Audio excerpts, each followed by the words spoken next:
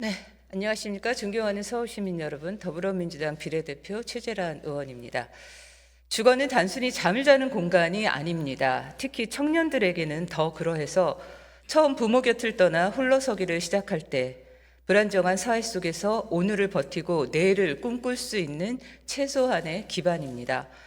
그런데 만약 보증금을 돌려받지 못한 채 쫓겨난다면 어떨까요? 더구나 그 집이 서울시가 안심하라며 마련해 준 곳이라면 더 그러합니다. 오늘 저는 청년을 대신해 청년 안심주택이라는 브랜드 뒤에 감춰진 참담한 상황을 전하고자 합니다. 송파 센트럴파크 청년 안심주택.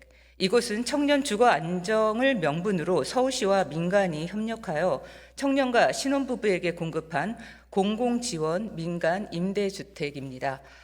하지만 지금 이곳은 강제 경매가 진행 중이며 140여 가구의 청년들이 보증금을 돌려받지 못한 채 강제로 퇴거당할 위기에 놓여 있습니다. 사건의 개요는 이러합니다.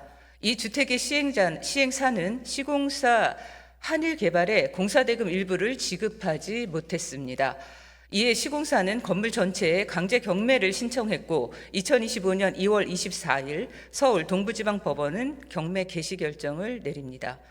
현재 이 건물에는 421억 원의 근저당이 설정되어 있으며 남은 임차인 137세대의 보증금 약 230억 원은 그 흔한 보증보험조 타 가입되어 있지 않아서 경매 결과에 따라 보증금을 단 한 푼도 돌려받지 못하는 절박한 상황에 놓여 있습니다. 올해 3월 청년들은 더불어민주당 송파구 의원들과 함께 TF를 구성했고 비상대책위원회를 결성하고 대응을 시작했습니다. 서울시와 송파구청, 시행사와 대주단 등 이해관계자들과 수차례 간담회도 했습니다. 그러나 시행사는 오는 8월 중 보증보험 가입을 위한 대안대출을 추진 중이고 혹 무잉여 상태로 경매가 끝나더라도 대항력이 없는 세대들은 보증금 전액을 잃을 수도 있는 그런 상황입니다. 이번 사태의 원인이 무엇일까요? 혹자는 시행사의 재무 건전성이나 국제 정세로 인한 건축비 상승, 건설사의 예기치 못한 부도를 문제 삼을지 모르겠습니다. 송파구가 임대사업자 등록이나 보증보험 확인 등 관리 감독을 실효성 있게 하지 못한 것도 문제가 될 것입니다.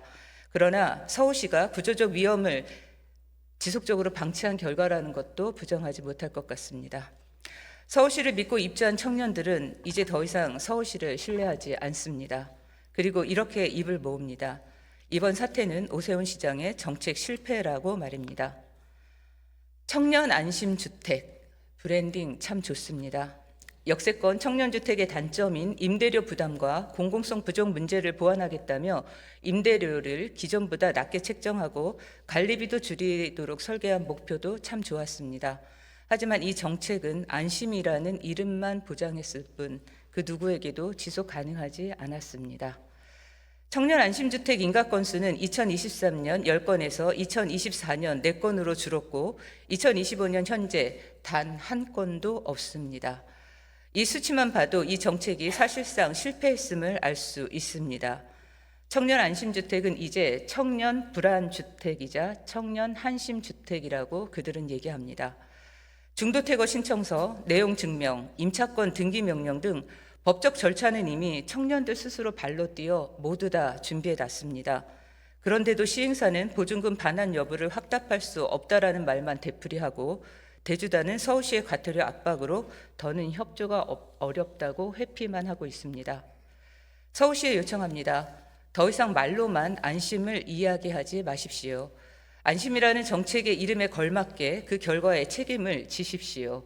지금 이 순간에도 청년들은 결혼을 미루고 이직하려던 직장을 포기하고 인생의 계획이 송두리째 흔들리는 생존의 위기를 맞고 있음을 기억해 주십시오.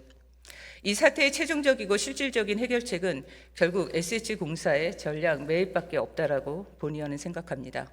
오세훈 서울시장은 청년들의 인생을 담보로 한 정책적 실패 앞에 머리 숙여 사과하고 책임 있는 조치를 당장 실행할 것을 강력히 촉구하며 발언을 마칩니다.